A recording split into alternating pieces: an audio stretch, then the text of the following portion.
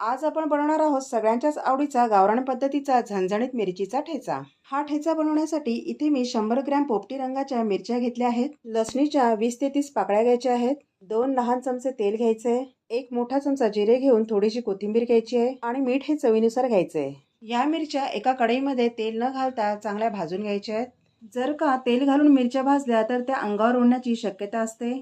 गॅसच्या मिडियम फ्लेमवर ह्या मिरच्यांना बाहेरील बाजूस हलकासा काळपट रंग दिसून त्या खरपूस होईपर्यंत 2 ते 3 मिनिटांपर्यंत चांगल्या भाजून घ्यायच्या आहेत।